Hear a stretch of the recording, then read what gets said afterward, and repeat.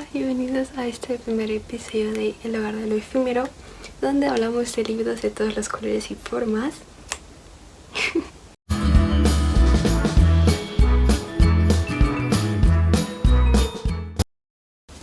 El día de hoy quería hablar de 5 libros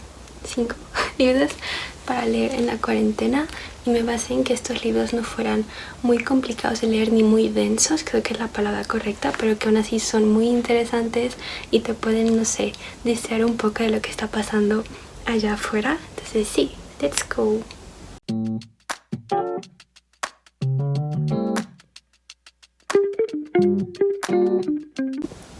El primer libro es este de Pedro Ugarte, que se llama Nuestra Historia, y es un libro de cuentos que nunca sé explicar muy bien por qué me gusta tanto, pero en sí creo que son unas historias muy originales, muy cotidianas, y que también no son muy extraordinarias, entonces no es difícil imaginar las situaciones, pero no es que tengan un plot twist o algo así como súper grande, sino que simplemente no sé cómo el autor viene con estos escenarios en los que pone a sus personajes, y no sé, es muy bueno, la verdad. Creo que no estoy siendo demasiado convincente, pero en serio lo recomiendo mucho, y son cuentos relativamente cortos que se pasan muy muy rápido, entonces 10 de 10.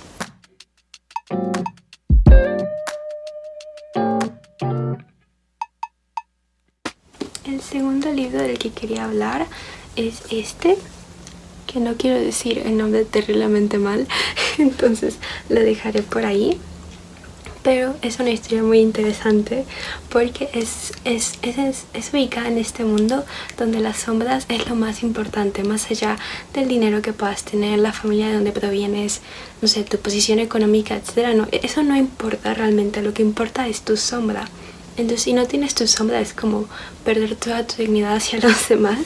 Y justamente se trata sobre este hombre que tal vez le gana la avaricia, si quiere tener más de esto que al final no es tan importante como su sombra, y justo la vende. Entonces son todas estas páginas de cómo el hombre vive su vida sin sombra. Y la verdad es que es algo muy interesante y muy, muy fantástico, pero muy fácil de leer también. Y esta edición también tiene algunas ilustraciones.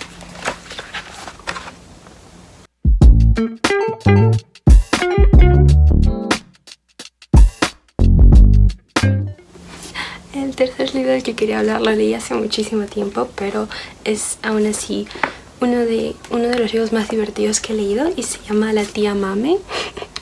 Y es sobre este chico que justo se llama Patrick, como el nombre del autor, y queda huérfano y lo dejan a cargo de su tía. Y su tía es esta mujer excéntrica, muy rica. Está ubicado antes de la Gran Depresión, entonces sí hay un periodo ahí. Pero la verdad es que la personalidad de la tía Mame es, no sé, las cosas que hace son muy poco realistas, tal vez no poco realistas, sino muy, muy fascinantes, muy como de cómo a alguien se le ocurre hacer eso, cómo tiene el valor para hacer eso.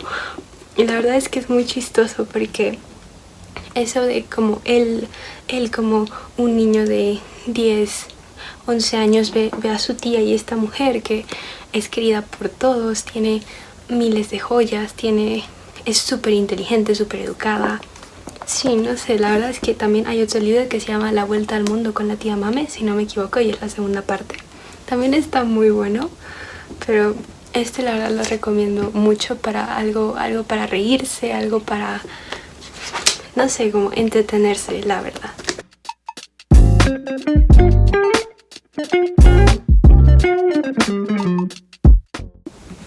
Ahora, con unos libros un poquitín, tal vez no poquitín, pero más largos. El primero es El enigma de la habitación 622, que es un libro que salió el año pasado. Y la verdad es que sé que está un poco gordito, pero siento que, a diferencia de otras novelas policíacas o criminales, aquí es muy claro hacia dónde van los personajes y cuál es el razonamiento de los personajes, porque siento que hay algunas novelas donde sí la historia es muy, muy fascinante, te deja muy sorprendido, pero no es muy claro cómo la gente o como el detective, como el personaje principal llegó a tal conclusión. Y aquí siento que es muy fácil porque vas con los personajes, vas con cómo va su vida, lo sigues en su camino, pero tampoco, además de tener que resolver el enigma de la habitación 622, creo que también es una historia muy cómica y muy poco seria en ese aspecto, como que toca otros temas que no simplemente tienen que ver con un crimen. Entonces sí son 500 y algo de páginas, pero se pasan volando, sinceramente. Y esta edición por lo menos me gusta mucho, como no tiene la letra de hormiga, pero la recomiendo mucho.